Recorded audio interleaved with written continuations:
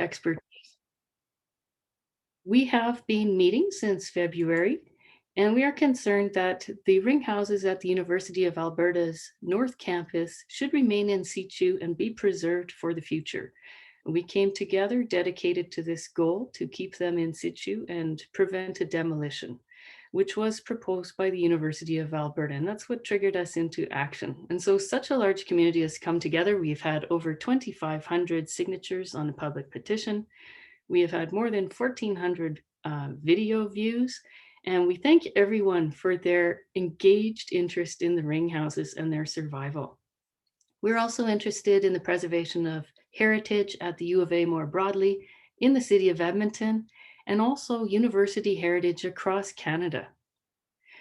So the threat of demolition is really that these 4 remaining ring houses of an original 10 were slated for demolition. They are slated for demolition by the University of Alberta or possible removal. And we don't know what the outcome will be at this particular moment in time. We are advocating that they be part of the U of A for Tomorrow future. And all of this happens in the context of much larger financial challenges for post-secondary education across Alberta, and no more so than at the University of Alberta. And so our coalition is proposing that there should be a minimum of a 1-year moratorium on demolition for the ring houses in order to review and explore other options. And we are informed by the expertise of architects and heritage professionals, along with historians and others, knowing that there are various ways to approach this kind of situation. We also know that community interest is very strong. So the ring houses are in situ just off Saskatchewan Drive, and keeping them there is part of their historic quality. Increasingly, we're also looking across Canada at restoration of heritage buildings with a sustainability lens, because these buildings already exist. They do not need to contribute to additional carbon footprint. And by retaining them and updating them, we can avoid additional landfill. And so for so many reasons, sustainability is part of the vision of heritage preservation in Canada right now and its contemporary practice. So we would say that the ring houses can be an essential part of the university's sustainability goals. Well, now I'm going to throw to a PhD student from the Department of History and Classics, Connor Thompson, who is our researcher, to tell us more about the heritage value of the ring houses. Over to you, Connor. All right, thanks, Perlan. Yeah, so there's just such a tremendous historical and heritage value to these houses, and lots of stories that could be told about them. So I'll do my best not to get lost in my anecdotage in speaking about these buildings, because there is so much history that's encapsulated in them at the local university level, which I think is maybe the most obvious, but also Albertan and really Canadian history. There's multiple Order of Canada recipients who have resided in these houses at some point or another. But it's important to recognize as well that these were not just residences, that they also served a variety of functions and a variety of organizations were housed here over the course of their life. So if we can go to the next slide, Perlan. And part of the heritage value with these structures is the site itself. And the fact that the arrangement of the existing houses is suggestive of the original ring that existed, which is where the ring houses get their name from. So originally, there were 10 houses at the northwest corner of the university campus, and houses 1 through 4 are the ones that are still standing. In 1970, houses 5 through 10 were demolished to make way for the Windsor Car Park, which is roughly where they would have stood. And so the other connection here that we see to place is also through the building materials themselves, through the old growth timber, the locally sourced bricks that make up these houses. And so part of what the coalition has been highlighting is the fact that these buildings should remain in situ, that it's not just an issue of demolition, but one of removal because of the sense of place that's encapsulated in these buildings. If you can go to the next slide, Pearl-Lan. So I'll give you a very brief historical survey of these houses and some of the historical value, the heritage value that's encapsulated in them. Maybe next slide, Pearl-Lan. So the houses were used to house faculty, deans, and presidents. And Ring House 1, which is maybe the one that is the most well-known, was the president's residence. It's quite an amazing structure. And initially, it was the home of Henry Marshall Torrey, who was a major figure in Canadian educational history. He was a founder of Carleton College, which later became Carleton University. He was the first president of the National Research Council. He was involved in creating the Khaki University, which was a really innovative project for World War I soldiers. And of course, he was the first president of the University of Alberta. And so he was really influential in setting the course of the university and its initial mission. And he really saw the U of A's purpose as being a university that belonged to Albertans. And his early emphasis on extension, I think, speaks to the importance, as he saw it, of connecting the university to the people. And with his wife, Annie, they were really influential in creating a sense of community on campus, from students to sort of the most illustrious, shall we say, visitors to the university. Their doors were pretty famously always open. And so that connection to Torrey is quite important, but there were also 4 subsequent university presidents who resided in Ring House 1. And at the point that it ceased its function as a president's residence, it briefly became home to women students as sort of an overflow when residency space was otherwise unavailable, and subsequently was a long-standing art gallery. It was known as the Ring House Gallery, and curated by Helen Collinson, the daughter of artist H.G. Glide, who lived in Ring House 4 with his family, which I'll talk about a bit later. And if you go to the Ring House today, you'll see still the canopy for museums and collections, which was the purpose that it served later on.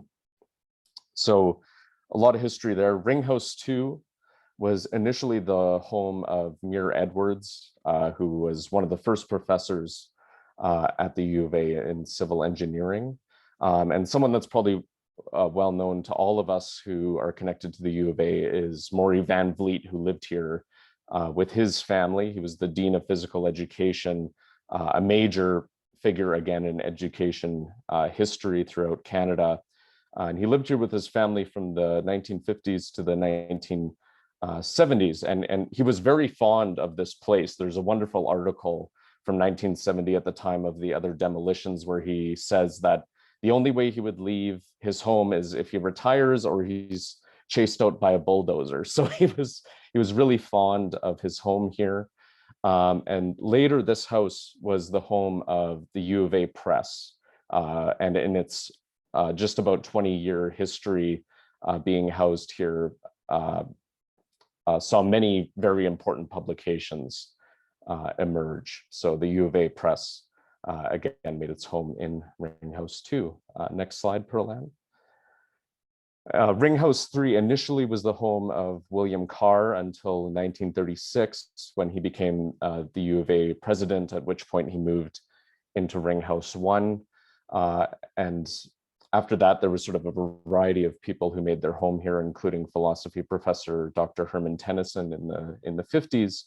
But Ring House 3 served a very interesting purpose in that from 1969 to 2010, it was actually a kindergarten run by the Faculty of Education. And so you can imagine the community connections with this house through that kindergarten. And the coalition has had a variety of people come forward, from people who were involved in administration to former students who talk about how important this place was to them. And so again, that speaks to sort of the broader community connections that these buildings serve. Next slide, Pearl-Ann. And Ring House 4 was initially the home to Adolf Lehman, a chemistry professor and early member of the University of Alberta.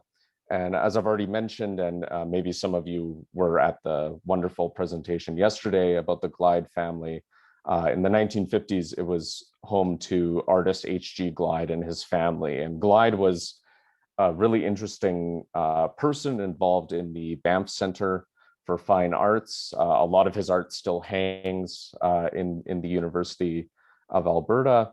And his children really continued that family's connection to the U of A through Henry Glyde, who was a U of A Rhodes Scholar and later the chair of physics, and through daughter Helen, who, as I've mentioned, curated the gallery in Ring House 1. So next slide, Pearl-Ann.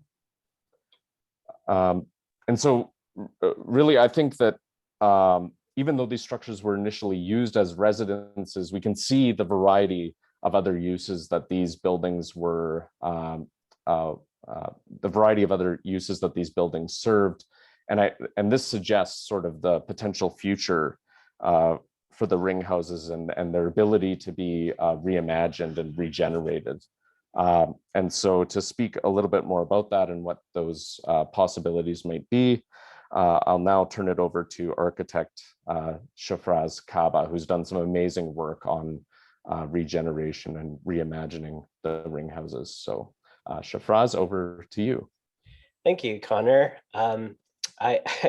I won't take credit for all of the ideas. I think it's the Ring House Coalition that actually really energized the entire team. And we started with really what does success look like? And we asked a lot of stakeholders, including faculty, including Windsor Park residents, including people who are very close to these ring houses already, what would be great to really make the case to save them. And really the context, as Connor described, is extremely important, his historic context as well as the site context and landscape.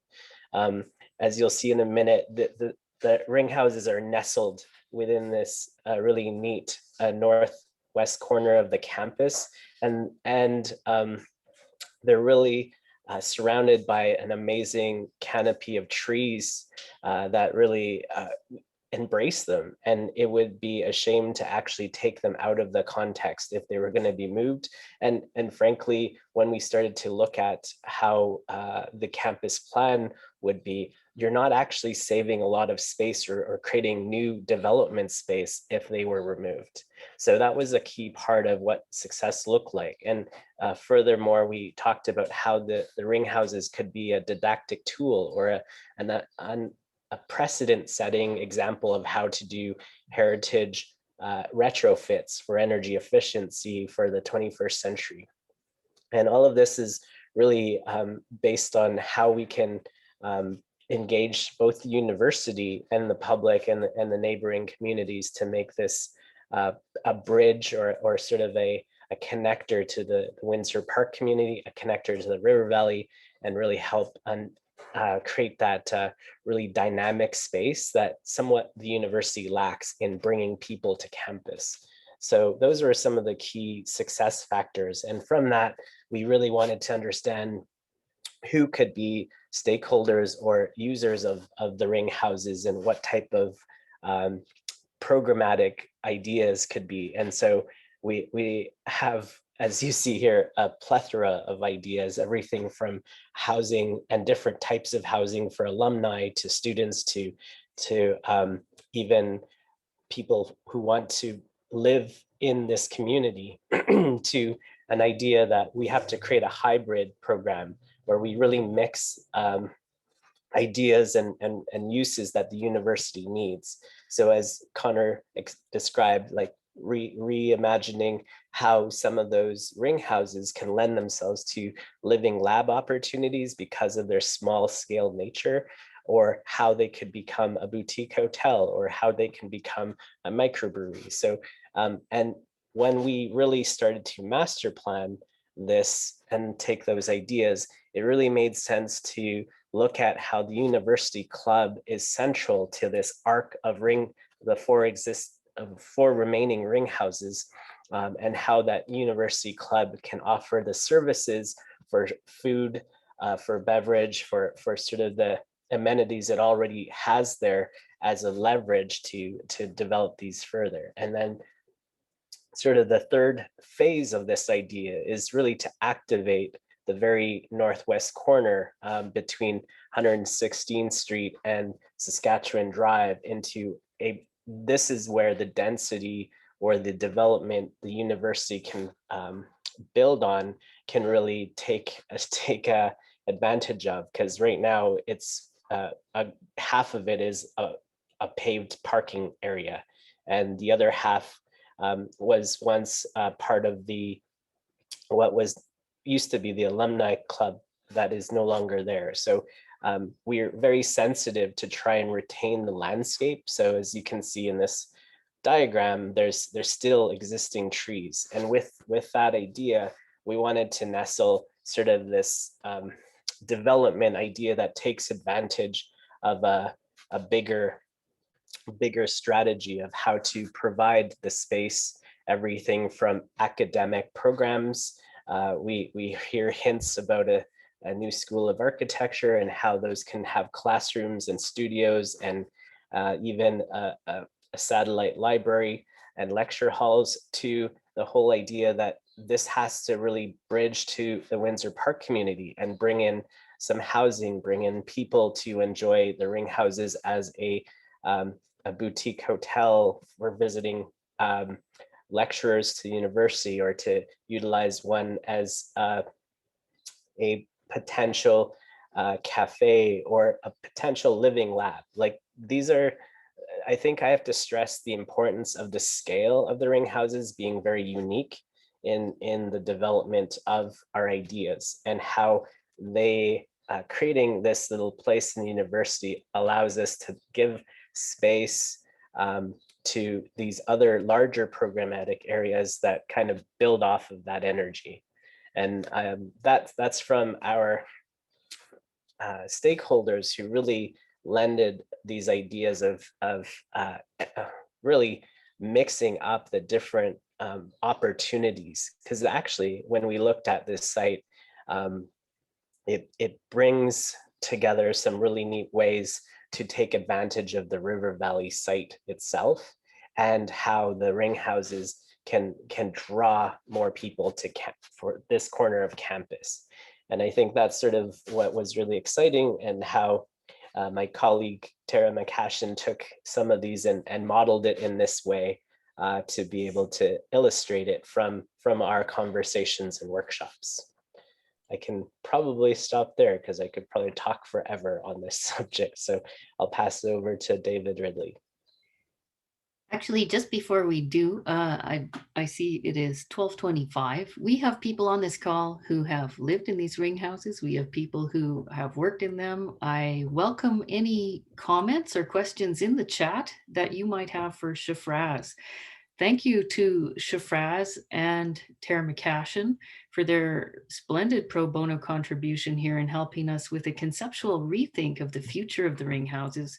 Does anybody have questions for Shafraz, or any suggestions about how to shape or build on these kinds of concepts for regeneration and renewal? I do see a comment in the chat here from Ann Hodgson Ward, just noting that the house on the northwest corner, the former alumni house, was a presidential residence as well of a more recent generation.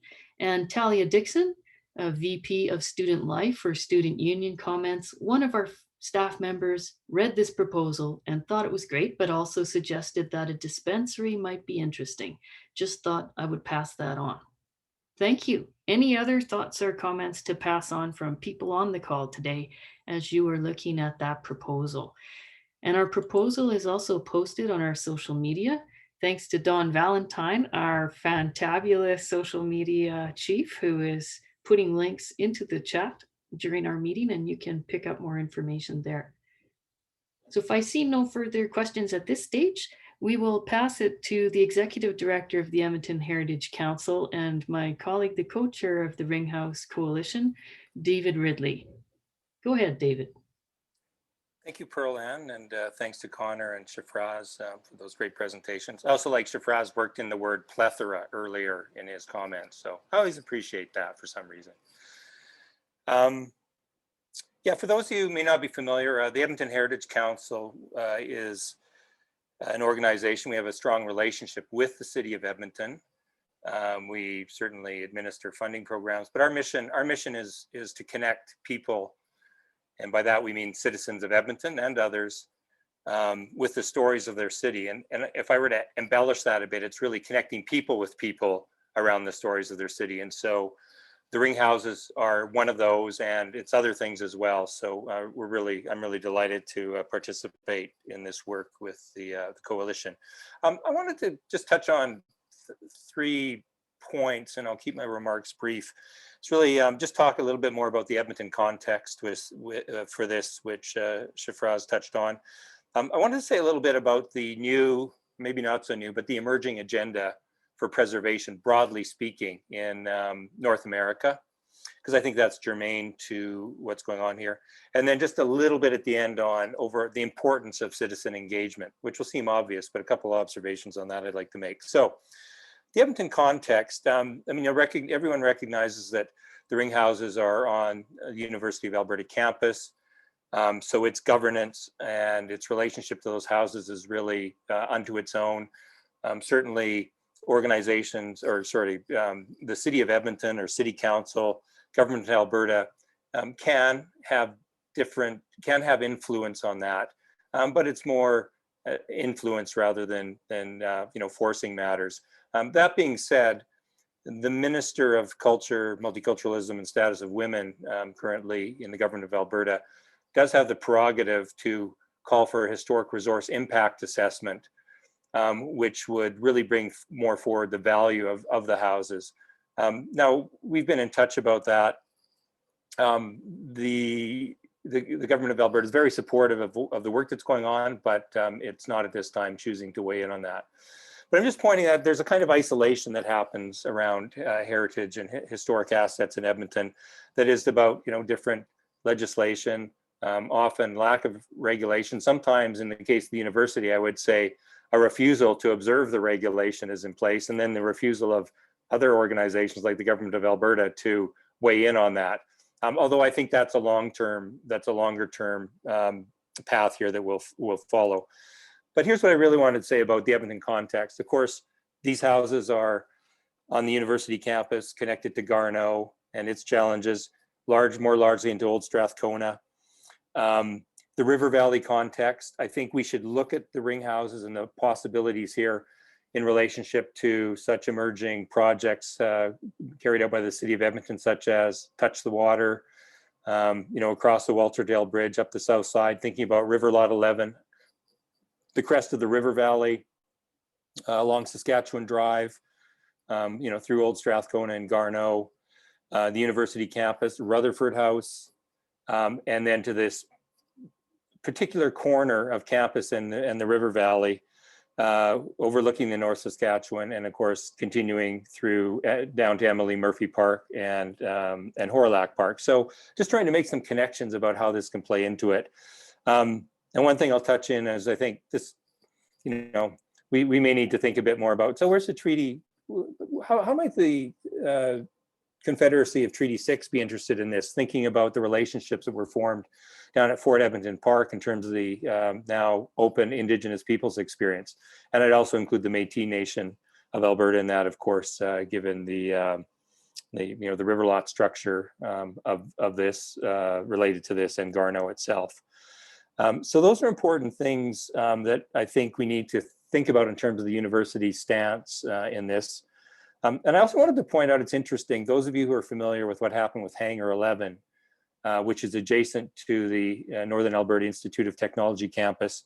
You know, I think there's a history in Edmonton of the community having to step up to, if you like, I wouldn't say force the hand, but to help our post-secondary institutions see the possibilities that are at play here. So that's to some degree is happening over at NAIT. The city of Edmonton owned the property, but there's going to be a wonderful amenity for NAIT that I think will emerge in that example. And so similarly here, we have the community at work. Why preservation matters, the emerging agenda. Pearl Ann touched importantly on one key point, the matter of environmental sustainability and what happens when we demolish buildings, greenhouse gas release, demolition, and then the resulting GHG input into and release into new builds. So that's always important for deliberation. And in Edmonton and generally in Alberta and in Canada, we've got lots more work to do on that. So we can actually make that a forceful and concrete, no pun intended, part of the case. The second thing, I think the proposal that Shafraz has just spoken to, it shows the importance in the emerging agenda of really building out the cultural, economic, and social value of preservation. Not just for preservation's sake, but because this is integrated with a whole lot of other good things that need to happen. It's not just about preserving a historic place or making great urban places, although it certainly does that. It's really about the larger value proposition that's now being made in instances like this. And then the third one, which I think is in terms of the new agenda, and I think this is a tricky one for the coalition, but I think we're really doing well on the first two. Most people recognize that the history of preservation in North America, to some degree, but less so in Europe, has been a bit around, what's the architectural features of this, why this matters. There's an element of connoisseurship in it, which can be important, but we really have to think about how these things play in the reality of where we live in the larger pluralistic society and the demographics of the city and the province of which we're part of. And so this really speaks to preservation that cannot be about gentrification, although sometimes it might be. It cannot be only about that. In fact, if it then excludes and pushes people out, that's an issue. It has to be about greater inclusion. It has to be about disposition towards social justice in thinking about what places are we preserving and commemorating. So that's an interesting, challenge, but I think one that in the city and in the province that we're gradually, we're moving towards. But it's really about, who's around the table on these things, and do we look like, if you like, the usual suspects, or largely that. And then the third thing about citizen engagement. And you have to remember the Edmonton Heritage Council has existed for 10 or 12 years. So I'm going to speak from that perspective, which is going to may miss a lot of context and history that's important. And there's others who are in the session today, like Marianne Fedori, who can speak to this, but I want to make it a quick point. I think with the coalition, we've shown, although there's a lot of good strategy in this, from its inception, we've had to be quite tactical. In other words, how do we get this rolling and where's this going? The reason I'm mentioning this is because in Edmonton, there's a wonderful history of organizations like SPARE, the Society for the Preservation of Architectural Resources in Edmonton. And out of that grew the Old Strathcona Foundation. And then there's neighborhood organizations like Old Glenora, Conservation Society, the Highlands Historical Society, and in Garneau as well, and others that maybe escape me at the moment. What I want to say about this is that for success around situations like the ring houses, we really need those enduring community-based organizations that are organizing and staying consistently and working on these things so that we're not continually, this may not be altogether fair, but sort of putting on the flashing light because a situation comes up, so that we're working consistently on more fronts. I will say my organization, the Edmonton Heritage Council, we're a membership organization, but we have a really broad take on heritage. We're really happy to work on how we might support and grow a focused historic place organization in Edmonton that looks out over the situation in the whole city.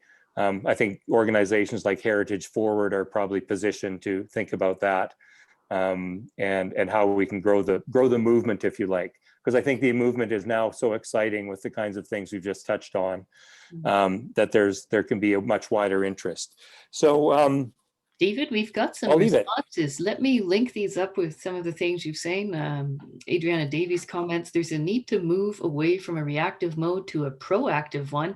And she also picked up on your discussion and added to it, related to the Touch the Water promenade and this incredible viewscape one has along Saskatchewan Drive, that seeing the bird's eye view of the reimagined site suggests an entrance point or gate into the university, and she thinks that's important. Shafraz, can we throw it over to you as an architect? What did you have in mind when you created that axial view on the northwest corner of the proposed new building? What did you have in view when you wrapped housing around the Windsor Parkade? Well, I guess the ideas really emerged from the coalition about creating alumni housing or creating more opportunities in the Windsor Park community to age in place or to live in the community that doesn't quite have a housing typology that could be for downsizing. So we wanted to wrap the Windsor Parkade with townhomes or some loft units that could actually hide sort of what is a very prosaic, boring utilitarian parkade, and try to, again, make that northwest corner a gateway into campus. As you come up from Emily Murphy Park, that road is actually quite important and quite utilized by people who kind of just bypass the campus. And again, that's where the University Club is an important aspect to leveraging sort of some of the usage of the ring houses, because that building, if it can be more public, can be an amazing community amenity for meetings or for like a cafe or place to go to and become a bridge into the campus itself.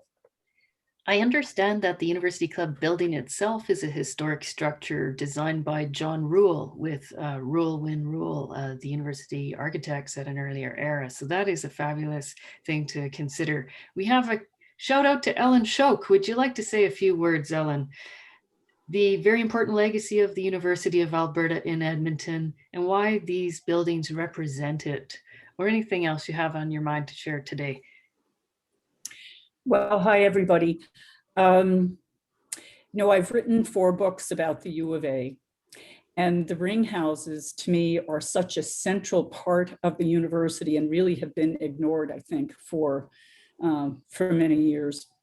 So I'm so happy to watch this group of heritage professionals and allied people do what they're doing. Tomorrow, I'm going to take the Students' Union on my annual tour of campus. So we'll have a look at the ring houses. So Talia, so that the younger generation can begin to, I think, bond with their university in a different way. I've done these tours for years. And students, Pearl Ann, I know you've had this too from your class, say, why have I not been taught about the history of the university in my first year? And I think that's something else that would be maybe a focal point for this reimagination of the ring houses, that students can get a grip on where they live and work. So, I was on campus for many years. I think, what I have to think, maybe 40 years before I started to learn about the history. And I learned about the history from a man who was then in his 90s and had been on the campus in the 1920s. And that's what got me started on writing the books. So some of you may know that I wrote an op-ed to the Edmonton Journal where I talked about the ring houses as carrying the DNA of the university. Our first 50 years are embodied in those homes. And I know Henry Glide is here. I know there's Van Vliet here. Their parents were, first presidents from first to fifth, deans, and Henry told me that, and he could speak to this himself, that the president and all of his deans would meet around the ring houses and talk informally about, where is the university going? How can we deal with this problem? And I think that really is the bedrock of collegial governance, which has been a hallmark at the U of A, and I hope it continues so. So I'm just so happy to see so many people interested in the ring houses, talking about the ring houses, involved in the ring houses. And, I really applaud all of you for your work. So thank you. Thank you, Ellen. And we're in our final 8 minutes here. I'd like to call on Dr. Sarah Carter, who is my volunteer colleague as co-chair of the Ring House Coalition. She's also in her day job a Henry Marshall Torrey Chair, specialist and distinguished historian of the Canadian Transnational West. And I'd like to pass it over to you, Sarah. A few words. Thank you, Pearl Ann, and thanks, Ellen, and all the other presenters today. It is great to see so many of you out. I'll just keep my remarks brief today. I'm going to comment or just alert you to the fact that the ring houses are on the National Trust's top 10 endangered places list. And I think Dawn could put a link to that. It's certainly on our Facebook, but if she could put a link to that announcement that we are on this top 10 endangered places list. And a member of our coalition, Chris Weeb, is a member of the National Trust.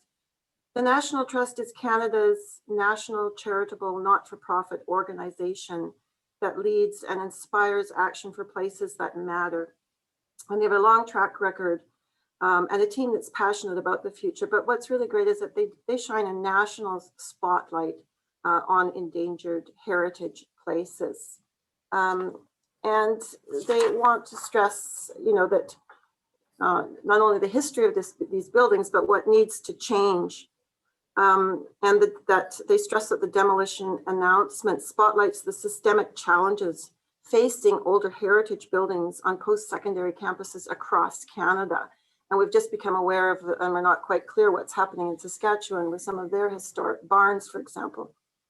Alberta is one of the only Canadian provinces with legislation that does not allow heritage designation of buildings on post-secondary campuses by either provincial or municipal governments. And so this means that there's currently no mechanisms for assessing and protecting the community value of these publicly held heritage assets. So the National Trust believes that Canada needs policies and laws that promote the retention and reuse of existing buildings. And they stress the issue of addressing climate change. So they are asking that the public sign our local Heritage Coalition open letter and write to President Flanagan. The only other thing I wanted to stress today, and this is a point that Catherine Cole, who couldn't be here today, is often stressing, is that yes, these are times of increasingly scarce resources, but there is funding available to save the houses from all three levels of government that would not otherwise be allocated to support research and learning here at the U of A. So funds would not be diverted from these functions. And Catherine mentions the Edmonton Community Foundation, Alberta's Cultural Heritage Preservation Partnership Program, Edmonton Heritage Council, and she argues that depending on the future and use of these houses, they could generate revenue from government grants, foundations, corporate sponsorship, social enterprise sales, facility rental leases, programming, and admissions. So those are my remarks today. Thanks again, everybody. Thank you very much, Sarah. Are there any comments or questions in the chat before we move along here? There has been an interest among so many people and indeed potential donors in backing the restoration costs of these buildings, which as a whole would make an interesting project for a move forward toward their preservation. And so I want to pass it over to Marianne Fedori. She's an award-winning and nationally recognized heritage leader, past president of the Edmonton District Historical Society, and past chair of the Edmonton Historical Board. Thank you so much, Marianne, for coming on our call today. Go ahead. Thank you. And my screen does say Pearl Ann. Sorry, I had trouble coming in, so I was using her link. I feel like we are joined at the hip though, Pearl Ann. So It's a piggyback on this window. pardon me. It's a piggyback. I always wanted to be cloned, Marianne. This is good news. Go ahead. That's great. And actually, just a correction, I was not president of the Edmonton and District Historical Society, the Historical Society of Alberta. But the Edmonton and District Historical Society is a chapter, and the Historic Weeks started about 30 years ago, actually in Calgary. And these weeks are really, really important. So thank you to the Edmonton and District Historical Society for helping us be part of this event, and also to congratulate them on their 25th anniversary of the event. So Historic Weeks are really about walking, and I'd like to really invite everyone walking and visiting heritage resources to come to the site. Let's see that energy. Let's feel the energy that Shafraz is talking about. The beauty of these buildings, the beauty of these trees, the sites, the vistas. We all know in our hearts that these buildings are not ready to leave us. They are not at the end of life. They need a rebirth. And that's where we need to go.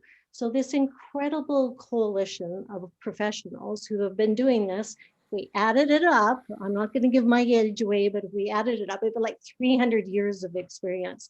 And decades and decades, has really tried to make a movement forward. And I really appreciate what David Ridley has offered today to tell you just a little bit broader about the heritage scene.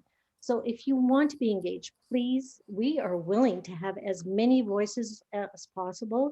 We meet weekly. We'd love to have more people join into that conversation.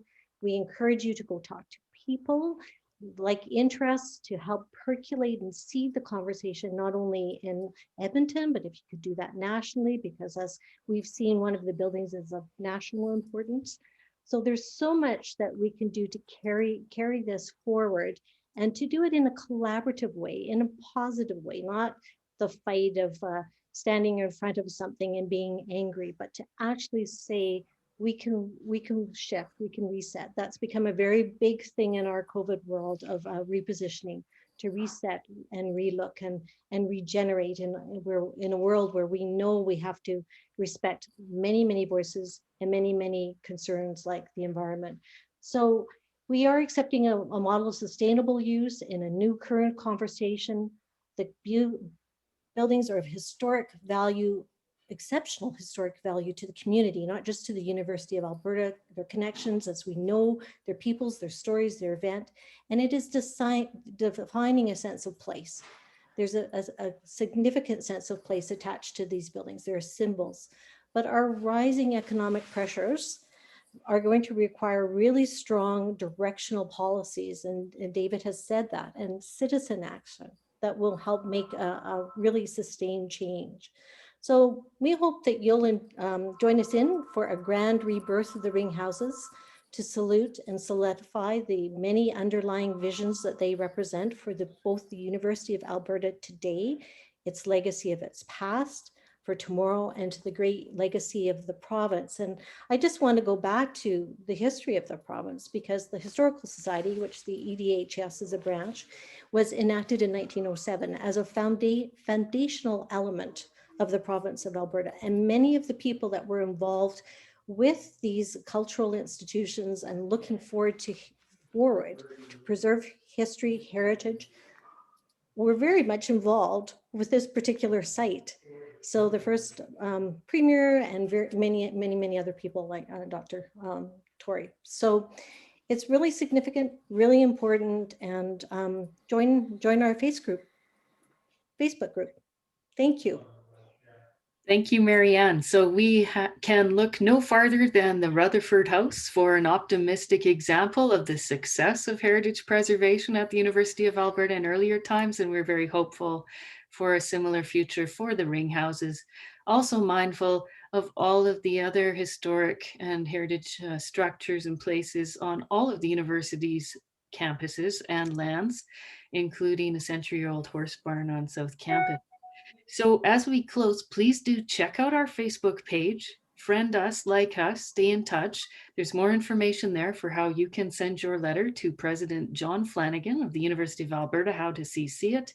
We welcome all your participation. I want to thank our speakers and all of you for coming on our call today. It's been a wonderful treat. The Ringhouse Coalition meetings are held on Wednesdays at noon and open to newcomers. Tomorrow, our final event as part of the Open Doors is a guided tour around the ring houses. It's sold out. It will be led by Erna Dominique Brink from 4 to 5 p.m., followed by a social at the University Club.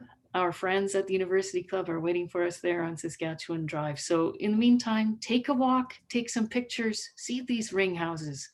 And thank you for coming to our meeting today. Thank you very much.